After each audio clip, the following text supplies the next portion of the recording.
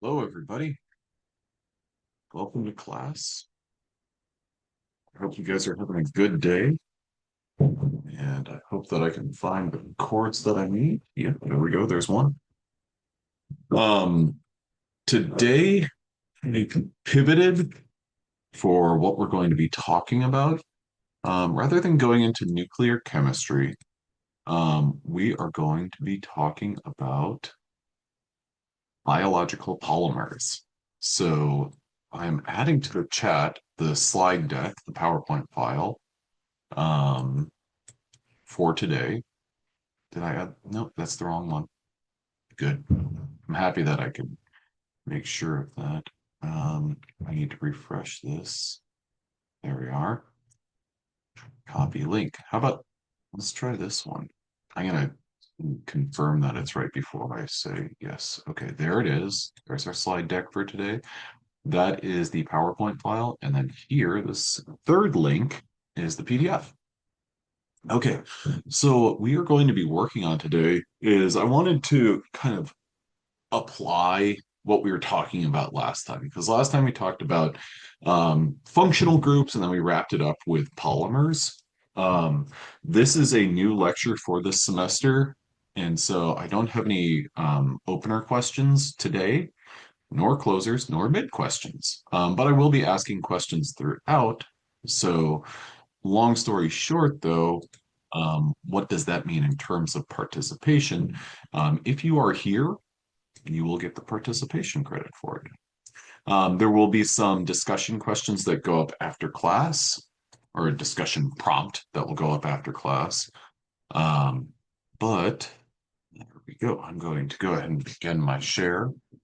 We're talking about biological polymers, and I'm hopeful that some of this, which we will revisit later on this semester, um, I'm hopeful that some of this will, maybe you'll have some immediate association with some parts of your life, or maybe something that you've seen in a movie or something like that.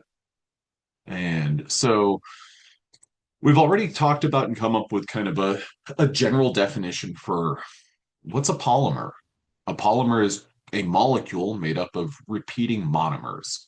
Um, One example that I think about whenever I think of a polymer is I always kind of think about um, a train, and what I mean there is, like, let's say that you have a cargo train that's got 50 cars.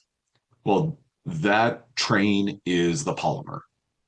The individual cars on them are the monomers, or the monomeric units. And so I want you to be comfortable with that language and that terminology. So train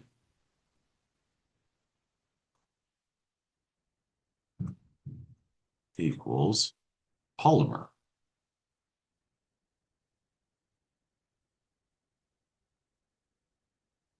Whereas I'm going to draw an arrow here, cars, so that nobody mistakes this for like automobile cars, are the monomers.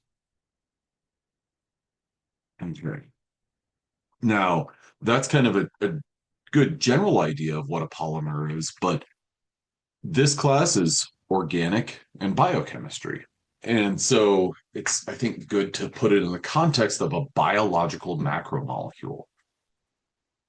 Now, I think everyone's probably familiar with all of these different terms.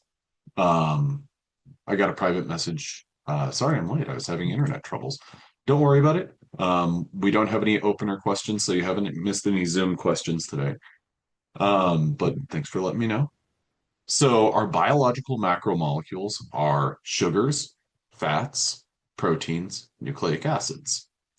Now, this is a list that's I don't know if I would say controversial, um, but it's maybe not the best list. And the reason for that is nucleic acids actually have sugars as a part of them. So to kind of list these distinct from one another isn't isn't the most accurate thing. Um, but nevertheless, I bring it up because sugars can exist as polymers, and they are biological macromolecules. Now, of these four biological macromolecules, fats, or has anyone ever give me a two in the chat if you've ever heard the term lipids? Okay. Um, if you've never heard lipids, fats and lipids are sort of slightly interchangeable terms. Um, and there are lots of other terms regarding fats and lipids and everything like that. But fats do not form polymers, whereas the others, sugars, proteins, and nucleic acids, they are all examples of polymers. Now, the first thing that I want to do is introduce you to sugars and introduce you to the monomeric unit. So this sugar right here is glucose. This is the form of glucose that, if you're ever in the hospital and they put you on a glucose drip, you'd get something like this. Similarly, if you eat bread, you're going to break the fibers that make up bread down into glucose molecules. So this is a sweetener.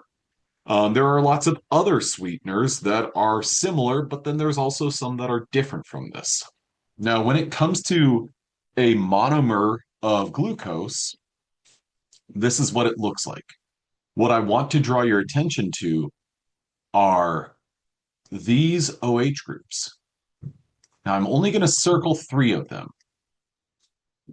And that's because this one, or let's see, I'll put it right. This one and this one, they don't determine whether you're talking about a glucose molecule. Now, what I'm getting at is if I drew this molecule, okay, so I'm going to do my best to draw it as identically as the one above it. I think that, give me a one in the chat if you think I'm on the right path there with that ring. Okay, thank you very much. I appreciate that. I was really kind of hoping that someone would be like, no, you're not. That's not a very good ring, which respect. Okay, so now I'm going to draw this CH2OH. Now, from what we've talked about this semester, and I've mentioned sugars as alcohols, but when you see this OH group, I want that to kind of come to mind and be like, this is an alcohol. Now, with respect to that, I'm going to go ahead and label this as carbon number one. This is two, three, and four. The structure on the top, I want you to look at carbon number four. And if I were to ask you, how would you describe that OH group as up or down? I think that, or would you kind of agree with me that the OH on carbon number four is pointed down? Or at very least, kind of look at it and be like, okay, you're describing that as down. Got it. Okay, so that OH group is pointed down with respect to the ring. Okay, so take that as down. Now, this carbon right here is number four. I'm going to draw this one going up. Okay. Now, all of my other OH groups on carbons 3, 2, and 1, I'm going to make them identical to my glucose structure. Okay. So, I want everyone to kind of be on board that the only difference between these two structures is the OH on carbon number 4. Could you give me a 9 in the chat if you're like, okay, I'll follow that? Okay. Now, I want you guys to know the structure of glucose. I want you to be able to identify it. So what that means is, if you're studying or if you're like putting together, your note card for the exam, this would be a good structure to throw on there. Now, this sugar down here, this is not glucose. This instead is a sugar known as galactose. Now, I bring that term up because the only thing that differs between glucose and galactose is where the OH group is positioned or pointed on carbon number 4. That difference makes these sugars metabolize differently. So, what that means is that if you ingest glucose or if you ingest galactose, your body is going to treat them differently. So, what I'm getting at there is the things that are responsible for metabolizing molecules in your body, they're very sensitive and they can detect these sorts of differences. Now, I don't need you to remember the structure of galactose. I want you to know the structure of glucose. And for that reason, I'm going to erase some of the things that I've written on there so that it's a little bit more clear. Now, what I want you to know, however, is this term right here, epimer. Galactose here is referred to as a C4 epimer. Now, this term epimer is unique and it is used to describe sugars. And you basically say varies from another molecule.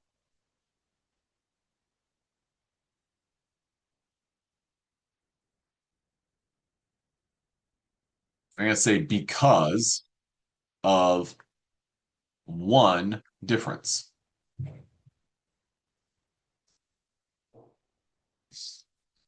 Okay. So with that in mind, one of the questions that I think that you should sort of anticipate on your exam would be something that looks like this. You've got that ring, CH2OH, C4 down, C3 down, and then C2 down, and C1 down.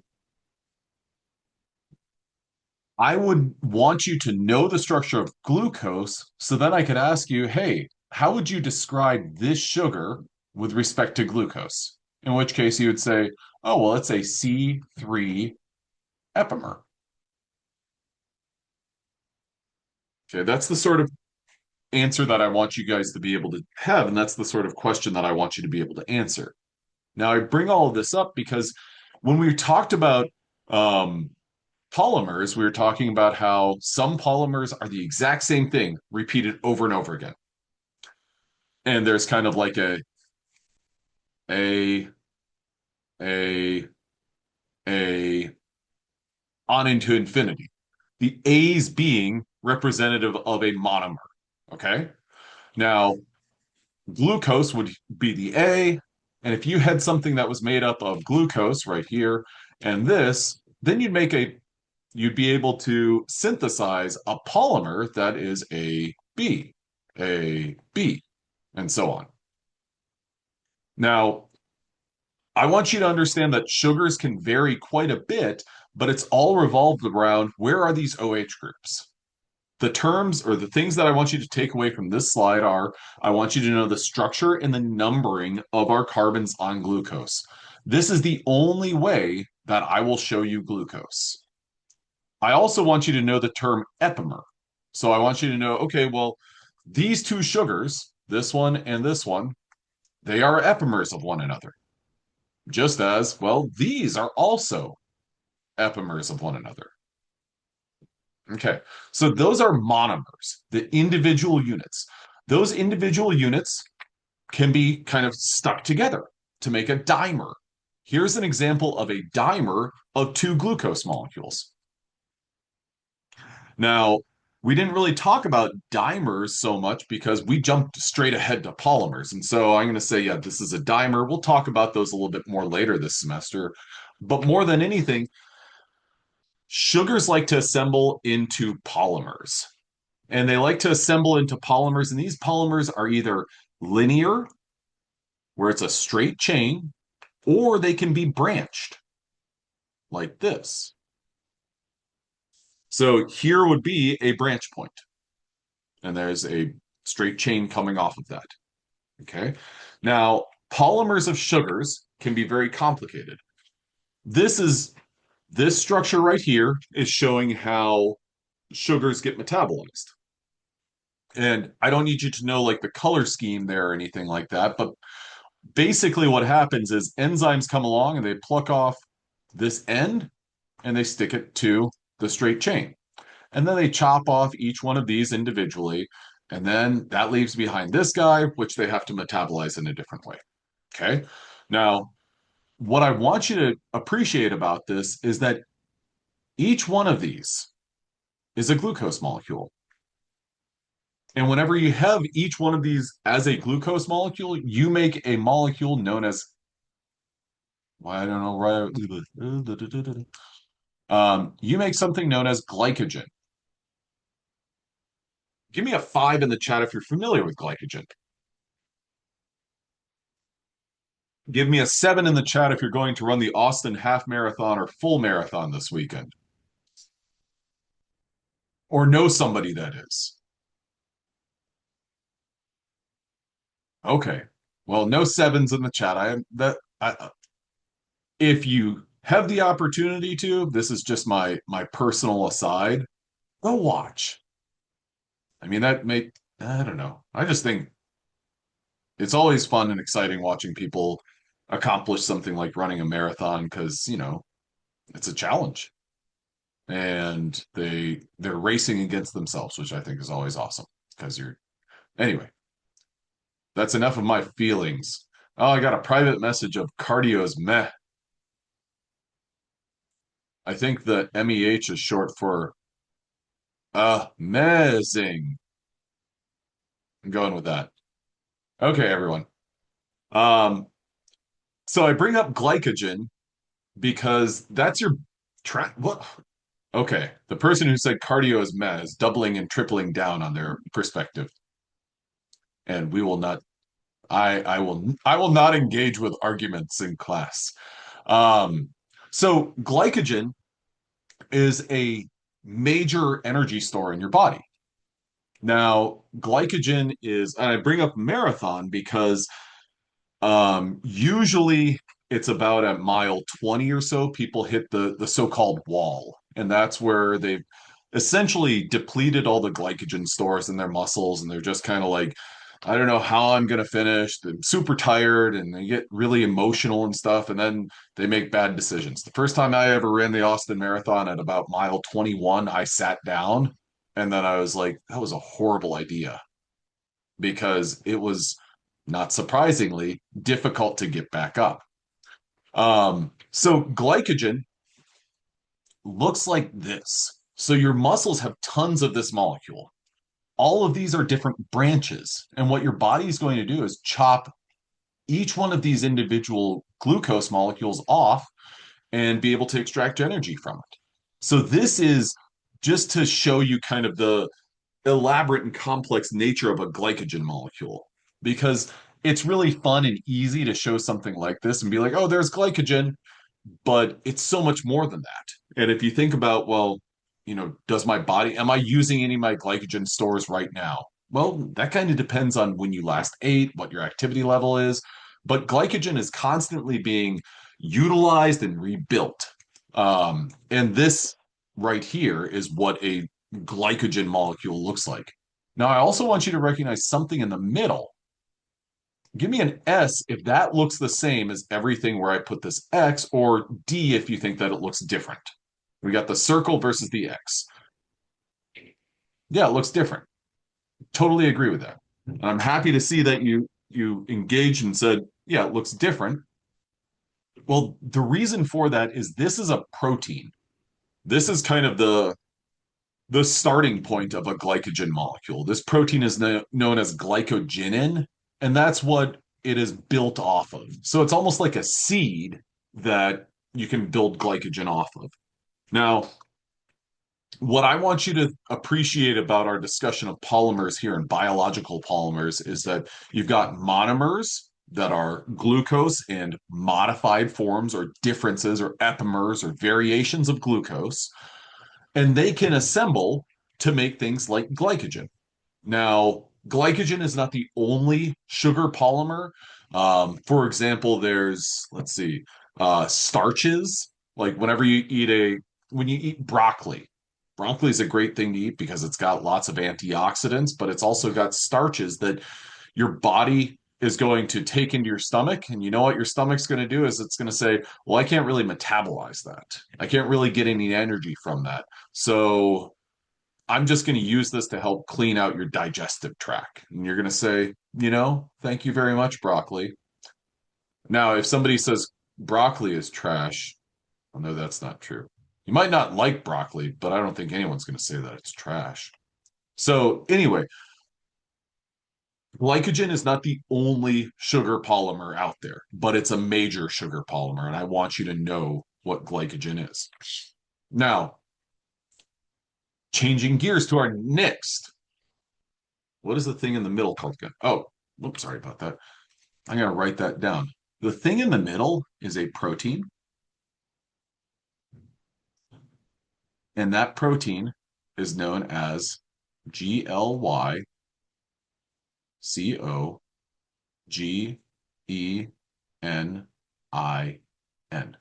It's glycogen in, which sometimes when it comes to protein names, you'll see that IN at the end.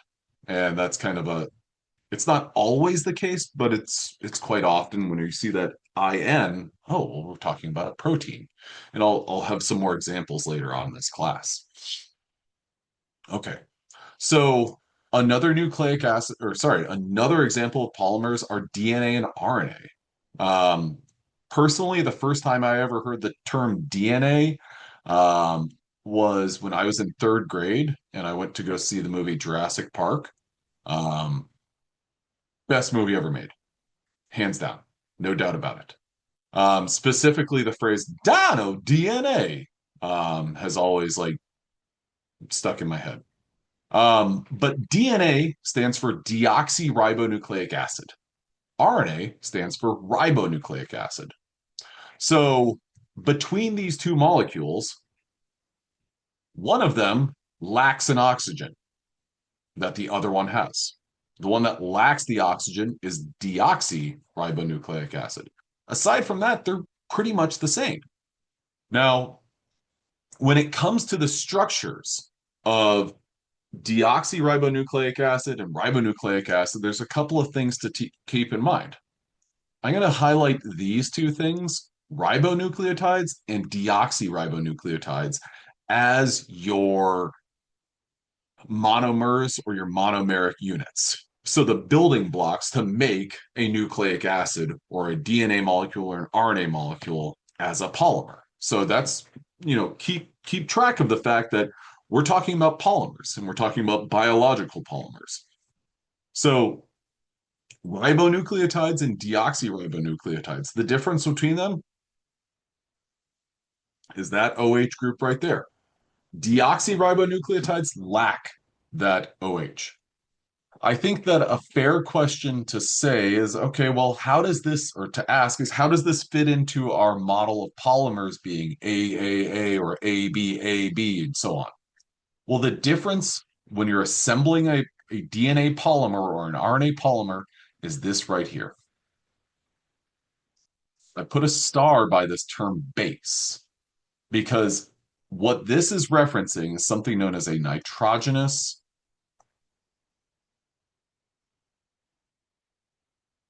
base. So that means it's a molecule with nitrogens in it. Now, I want to show you a pair of classes of these nitrogen-rich bases. One is a pyrimidine, the other is a purine. Now, when you hear about, or if ever you've seen a movie or read a book or heard about DNA or RNA being discussed, are there any letters, individual letters that pop up that come to mind? Not DNA or RNA, but I'm thinking like if someone says, oh, the DNA code or the gene code, does anything come to mind?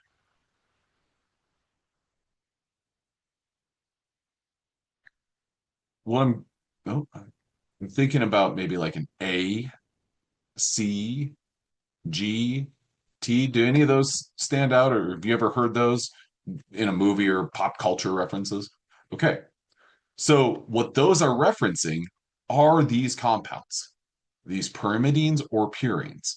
Now, could anyone tell me in the chat, is there anything that stands out to you? And just kind of the way that I always kind of think about answering this question is I'm going to like squint a little bit.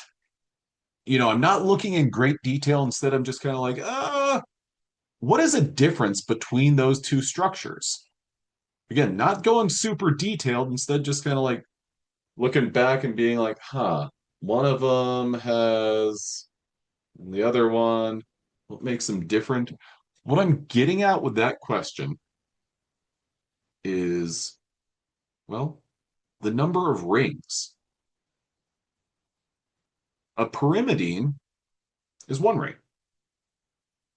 A purine is two rings.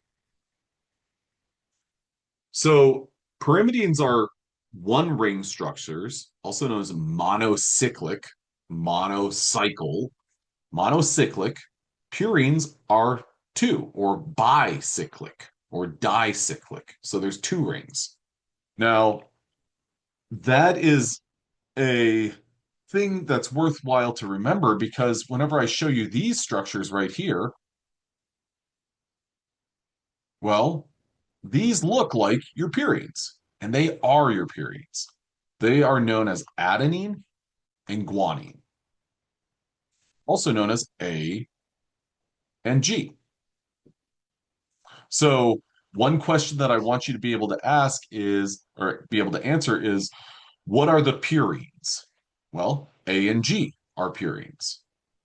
Now, that leaves behind your pyrimidines. Your pyrimidines are either cytosine, C, thymine, T, and uracil, U. Now, what I want you guys to think about is, and I think what's really helpful for me is to always kind of organize my information as like a table. So I'm going to make a little table here. And on my x axis over here on the left hand side, I'm going to write DNA and then RNA.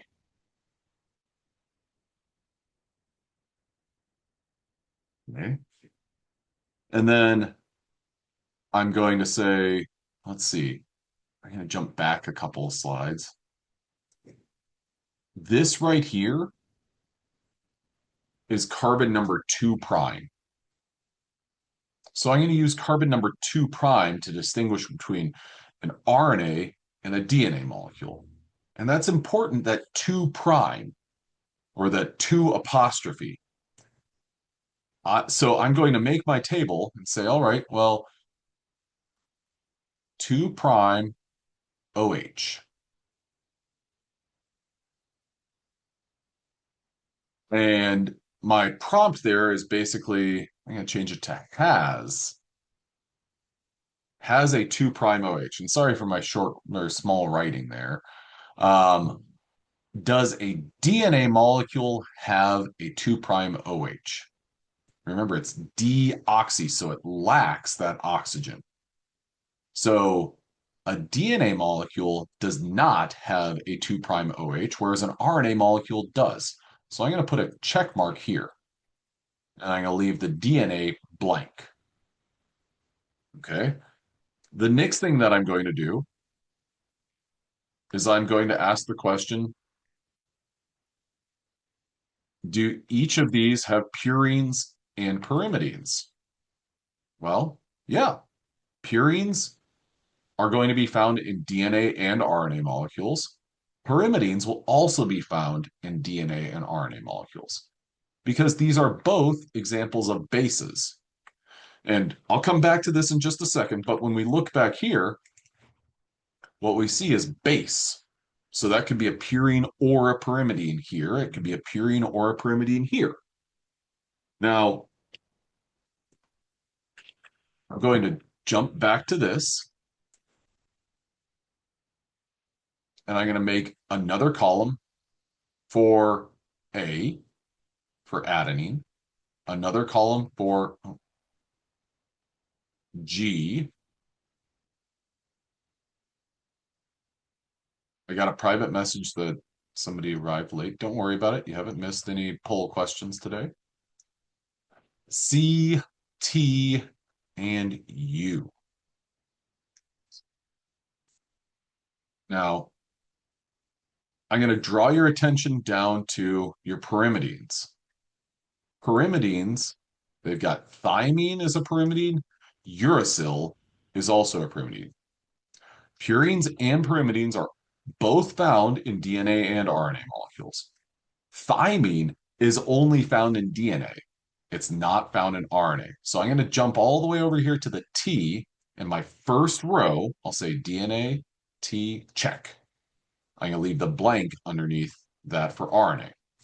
Now for uracil, well, uracil is found in RNA, but not in DNA. And that leaves behind the A, G, and C, which are found in both purines and pyrimidines. Okay, so what distinguishes a DNA molecule from an RNA molecule, first of all, is the presence of a 2' OH. If that is gone, you're talking about a DNA molecule. You could also look at, well, what purines are present in my molecule? If you see a uracil there, you are talking about an RNA molecule. Now, to think about these as, all right, well, what's the polymer look like? We've looked at, all right, here's my monomer, and then for this base, all that I would do is substitute one of these structures in to make a monomer. But what does the polymer actually look like? Well, here's one way that a polymer looks. And I'm going to scribble this out. And you're going to ignore that. You didn't see what I've scribbled out. And I want to ask the question, well, is this a DNA or an RNA molecule? And is this a DNA or RNA molecule? And we've got a couple of ways of answering that. We can look at the 2' OH. Okay, so this right here is my 2' carbon. Does this have an OH? The molecule on the left? No, it does not. What about the molecule on the right? Does that have a 2' OH? It does. So I'm going to put an X to indicate that the molecule on the left does not have a 2' OH. The molecule on the right does have a 2' OH. So that means that's one way that we could distinguish these two. Another way is, does this have U or T? U or T? The molecule on the left has T, therefore it's a DNA molecule. The molecule on the right has uracil, therefore it's an RNA molecule. I'm going to scribble out the U, and then I'm going to scribble out the T. So those are two different ways that we could distinguish these two. Now, in addition to that, we've got this very important bond that connects the individual monomers. So this is known as a phosphodiester linkage. I want you to know that term. So I'm going to say phosphodiester linkage connects monomers of DNA and RNA. Now, the next, does anyone have any questions about the structures or questions that I might ask regarding these? Give me a 5 in the chat if you're like, okay, I'm tracking, I follow. I can see the questions that you might be asking. Okay, great. Now, when you think about DNA, however, there's this structure right here. This is known as a DNA double helix or a double helix. And this is the two strands of DNA that basically connect with one another. They have hydrogen bonding on the inside of that double helix. Now, that hydrogen bonding takes place between those nitrogenous bases, adenine and thymine, A and T. Can anyone count up if this is a hydrogen bond? how many hydrogen bonds exist between A and T? And then how many hydrogen bonds exist between G and C? First, A and T, how many hydrogen bonds do you have?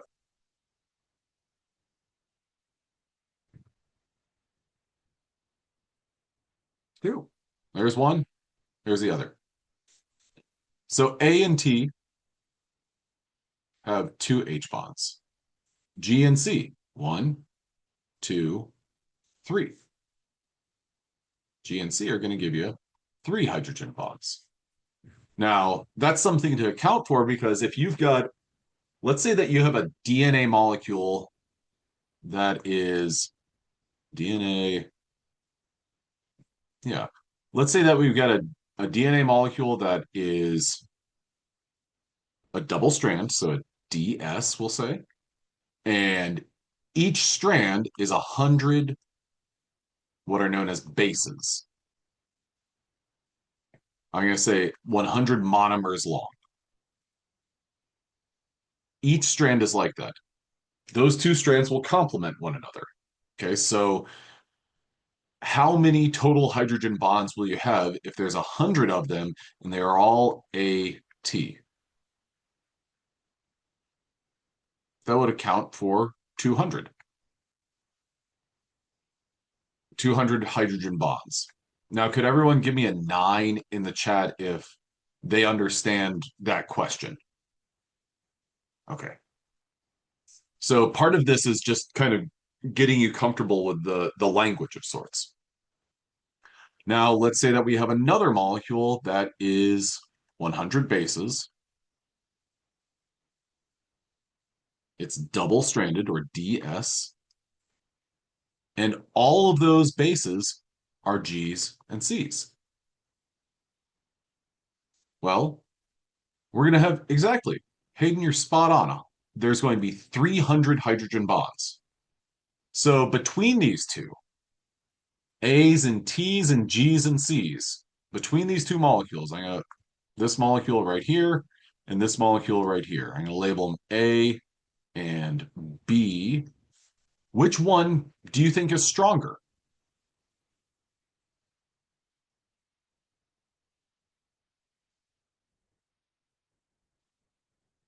B. B has 200. A has 300 hydrogen bonds. The more hydrogen bonds, the stronger the molecule is. Does that make sense? Give me a three in the chat if that makes sense. Okay, great. Oh, cool.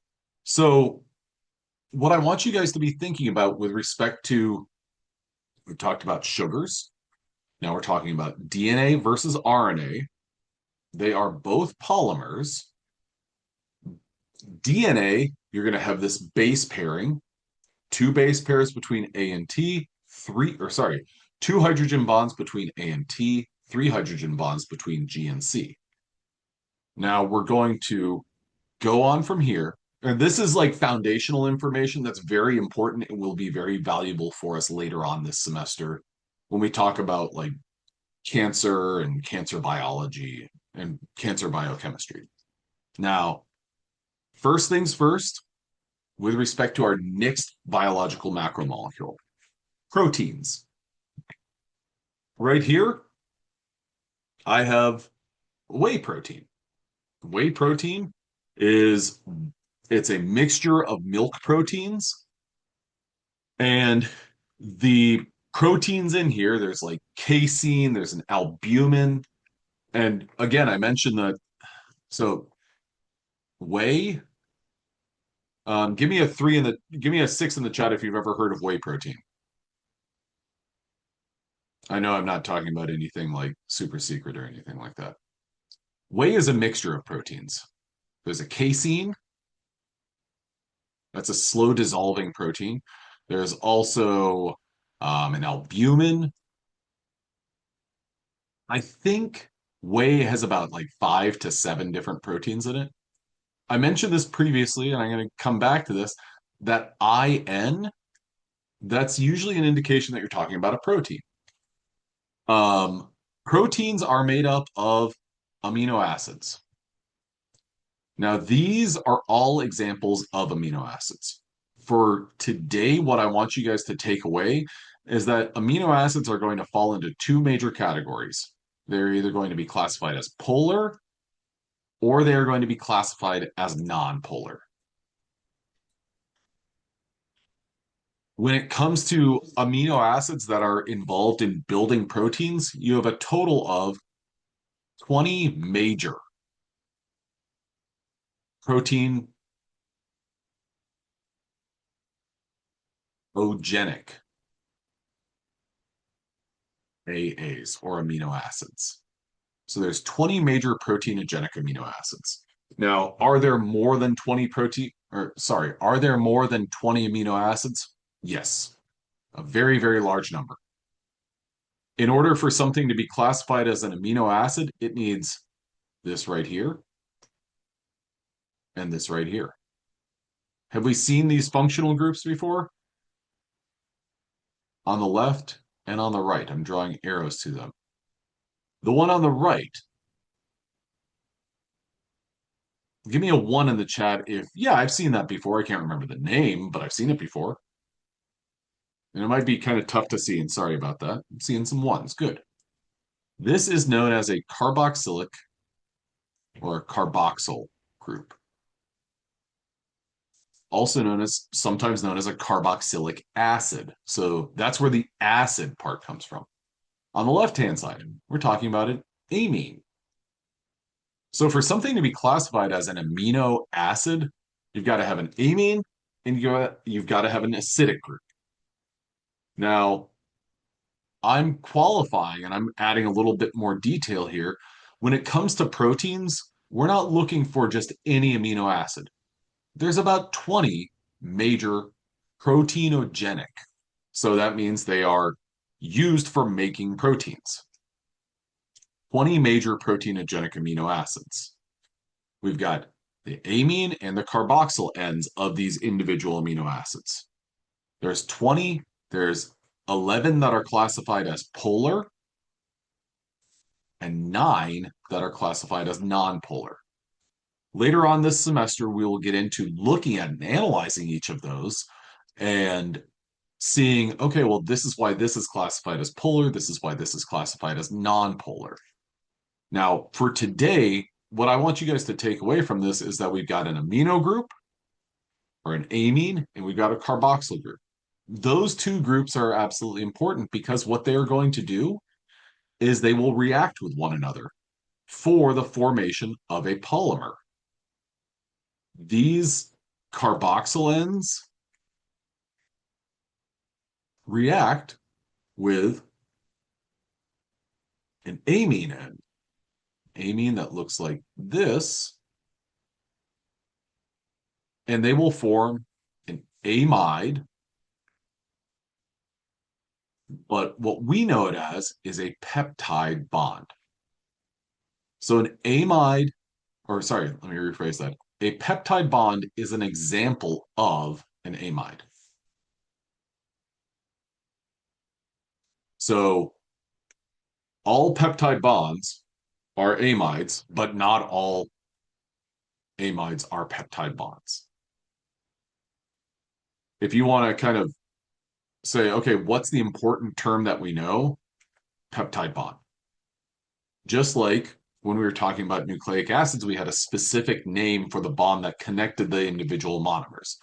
So a peptide bond connects, we'll say it's the monomer connector.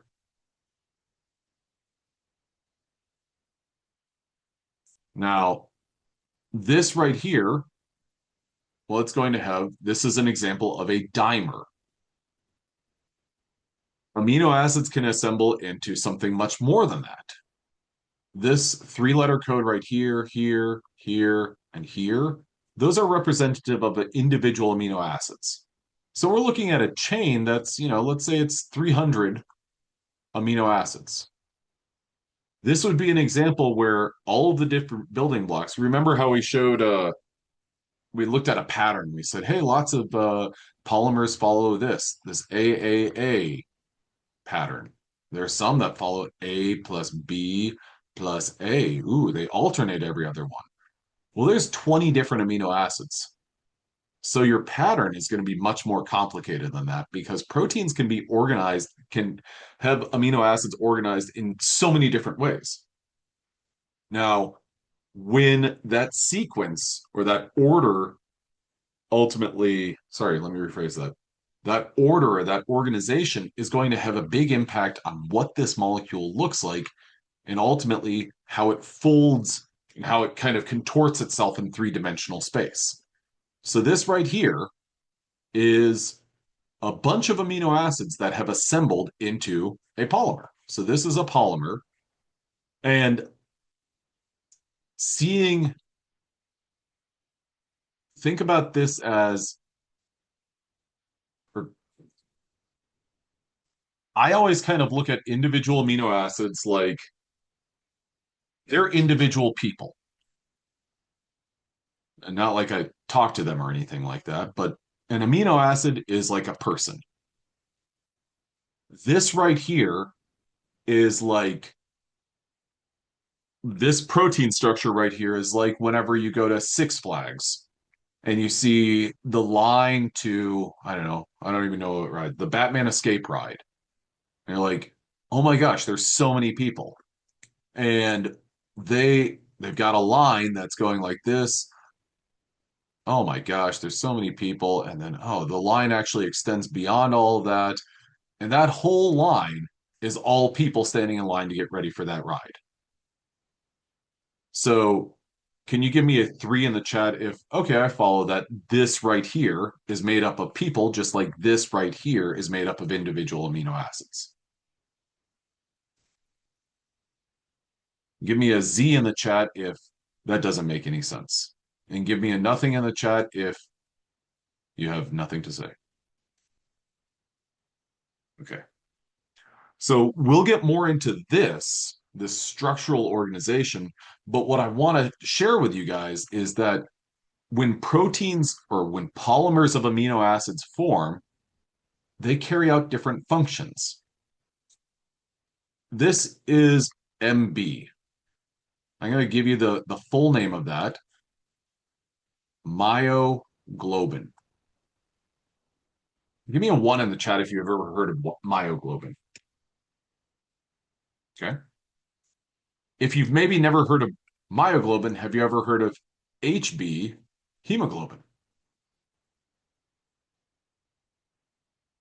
Now, these two proteins, hemoglobin and myoglobin, do the same thing, but in different places. Hemoglobin is a protein that when you inhale, oxygen goes into your lungs and goes into your alveoli. It's exposed to your blood, and hemoglobin proteins within your red blood cells will bind oxygen and hold on to it so that then when your heart pumps your blood throughout your body, that blood can deliver oxygen to different tissues. Right now, my hands are super cold. Well, that's an indication that my circulation is not good enough to cool my or keep my hands warm. Not to say that I have poor circulation, but that's just one factor. Myoglobin, however, is a protein that's in my muscle tissues that basically the oxygen gets dropped off by hemoglobin. Myoglobin is there to capture it and hold on to it until it's needed. Now, what I want you guys to take away from today's lecture is of our four major biological macromolecules, lipids or fats do not form polymers. Sugars, nucleic acids, and amino acids or proteins all form polymers. Now, hemoglobin and myoglobin, I've got this monomer and tetramer. That's a little bit confusing because we were talking about dimers earlier. Well, hemoglobin and myoglobin are different ways that these proteins can form even more complicated structures. Okay, well, that's what I wanted to cover with respect to biological macromolecules. We're ending a little bit early today. On Monday, we'll take off with nuclear chemistry. 1 week from today is your first exam. So I will have a review sheet and some learning objectives for you guys, hopefully by Friday. And I'm also planning on getting a practice exam up. Um, and with respect to that, the way in which the exam will actually be taken, I mean it's on Canvas. But I'll let you guys know a final decision of that no later than Friday. But in the meantime, I hope you guys have a great weekend. I will see you on Monday. And if anything happens or if you have any questions about anything, please don't hesitate to contact me. I've got office hours starting at 12:30. I think the link is on our Canvas page now. So I'm going to stop my recording.